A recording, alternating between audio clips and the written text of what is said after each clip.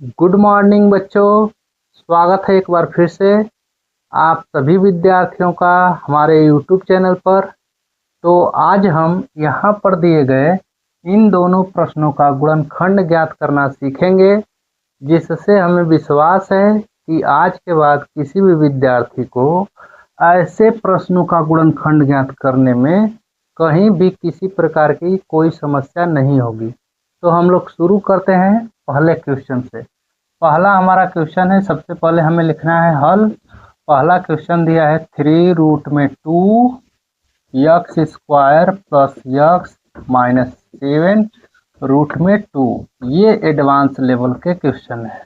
तो इसको हम कैसे हल करेंगे? सबसे पहले यहाँ वाला x² का जो गुणांक दिया है 3√2, इसका हम अचर वाले 7√2 के साथ गुणा करेंगे, है ना।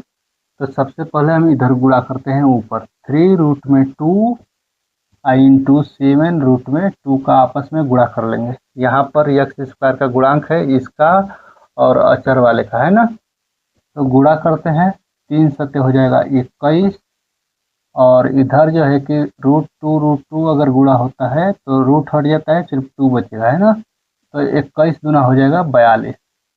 अब जो है कि हमें ऐसे दो नंबरों को दिमाग में बैठाना है, सोच लेना है कि गुणा करें तो 42 आए और जोड़ घटाकर 1 लाना है। इस बार यहाँ x है तो केवल 1 लाना है ना।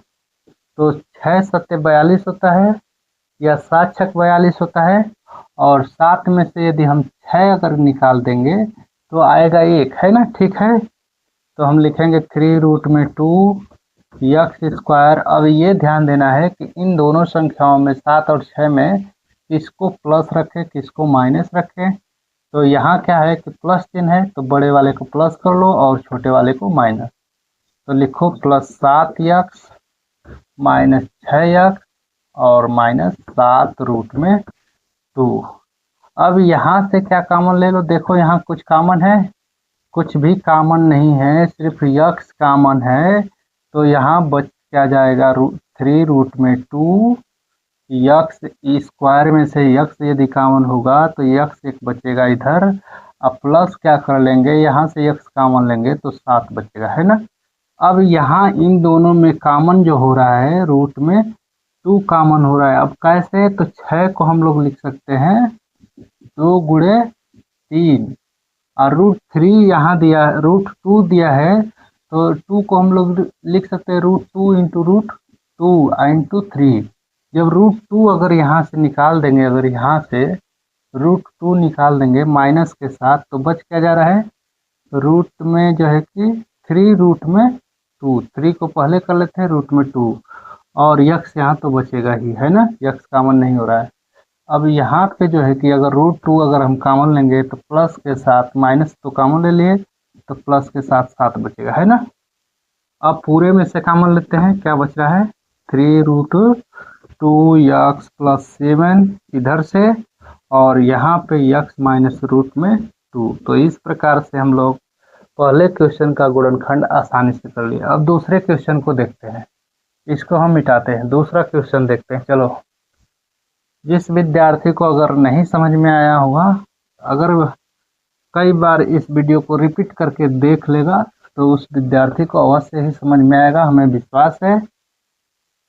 चलो, ये दूसरा क्वेश्चन है। 5√3x² plus 4x minus 3√3। हो सकता है कि अब जो है कि अब की बुकों में ऐसे प्रश्न न दिए हों, तो घबराने की कोई बात नहीं है।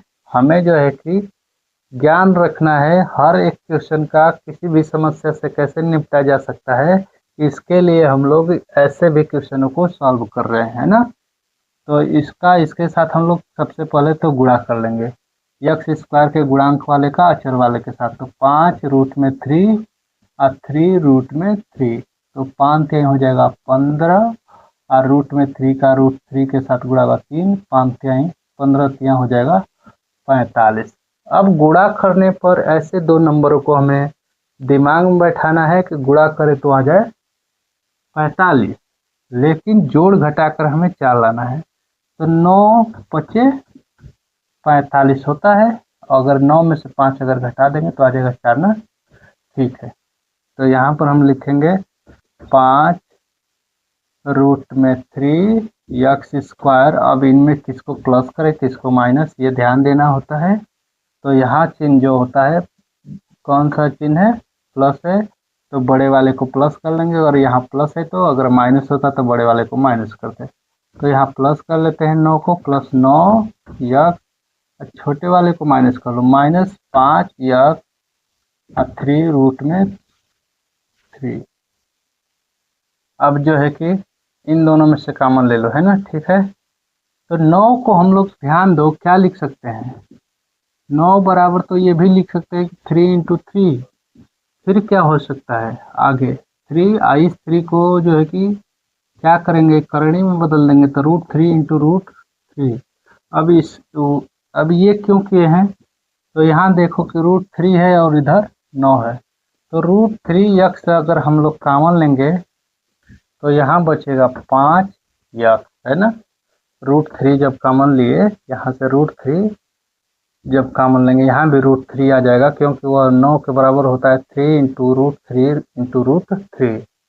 तो हम लोग √3 यक्स को जब कॉमन लिए तो यहाँ बचा 5 यक्स, और यहाँ पे प्लस बच जाएगा, और एक √3 को काट देंगे तो 3 रूट में 3 यहाँ बच जाएगा, है ना। अब माइनस कर लेंगे, यहाँ इन दोनों में कुछ भी कॉमन नहीं है तो -1 कॉमन ले लेते हैं, 5 यक्स प्लस हो जाएगा, या माइनस कॉमन लिए तो 3 रूट में 3। इसको मिटाओ ना, बचा क्या।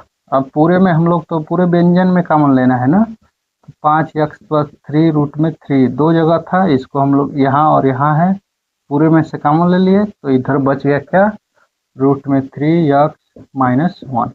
तो ये हो गया दूसरे क्वेश्चन का गुणनखंड। तो जितने भी विद्यार्थी अभी तक हमारे यूट्यूब चैनल को सब्सक्राइब नहीं किए हैं, अगर वे हमारे वीडियो पर आ रहे हैं तो हमारे वीडियो को ज़रूर सब्सक्राइब करें, बेल आइकन दबाएं, ताकि हमारे आगे आने वाली हर एक वीडियो की नोटिफिकेशन आपको मिले। तो सभी विद्यार्थी कमेंट में ज़रूर बतलाएं कि हमारा ये वीडियो आप सभी विद्यार्थियों को कैसा लगा।